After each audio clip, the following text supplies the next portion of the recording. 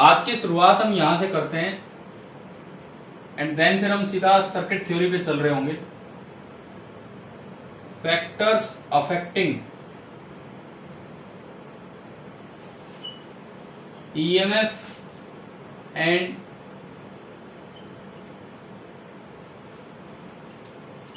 Internal resistance. एक मैं electrolytic cell की बात कर रहा हूँ। एक इलेक्ट्रोलाइटिक सेल में ईएमएफ और इंटरनल रेजिस्टेंस किन फैक्टर्स पे डिपेंड करता है, ये हमें देखना था। तो अरे ये भाई अंशु, आप माइक ऑफ कीजिए अपना। देखो, ये कोई एक सेल की जो सिंपल स्ट्रक्चर आपने बनाई थी, ये थी।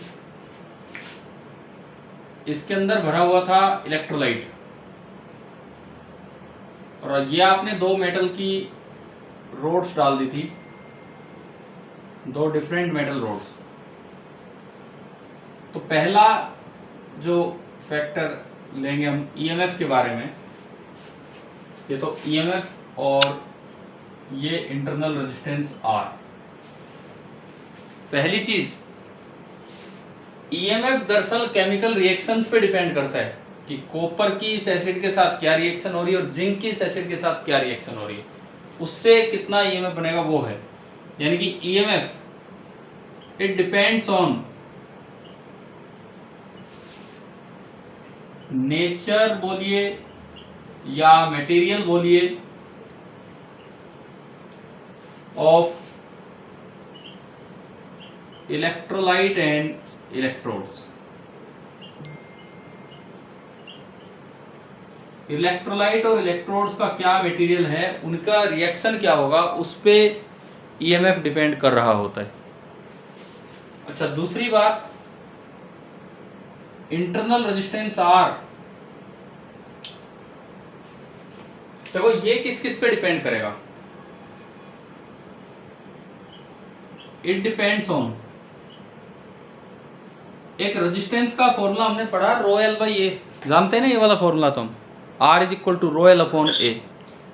तो एल का मतलब है सेपरेशन। अगर आप दो इलेक्ट्रोड्स के बीच का सेपरेशन बढ़ा दोगे तो क्या लेंथ बढ़ेगी कि नहीं इलेक्ट्रोलाइट में जहां से करंट जाना है? तो पहला फैक्टर है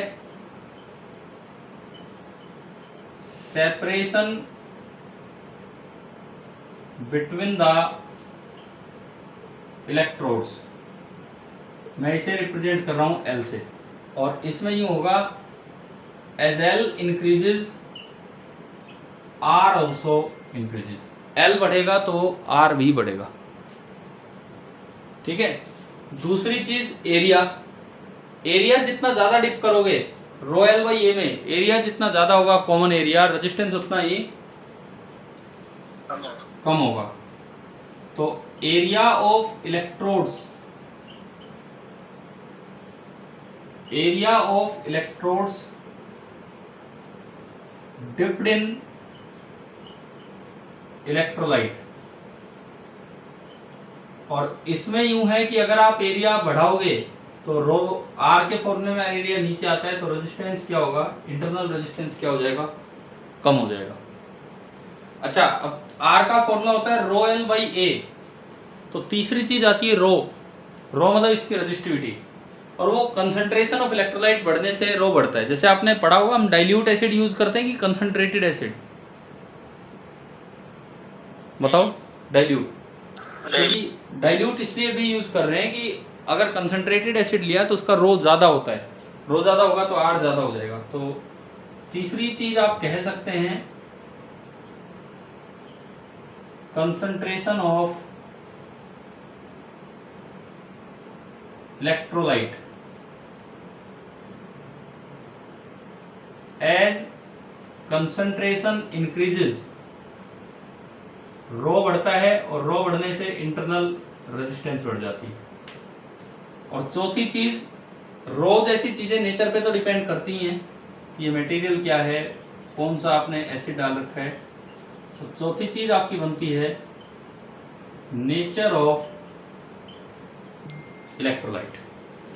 ये है आपका fourth one, nature of electrolyte.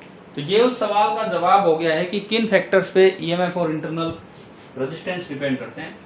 आप एक बार ये चीज नोट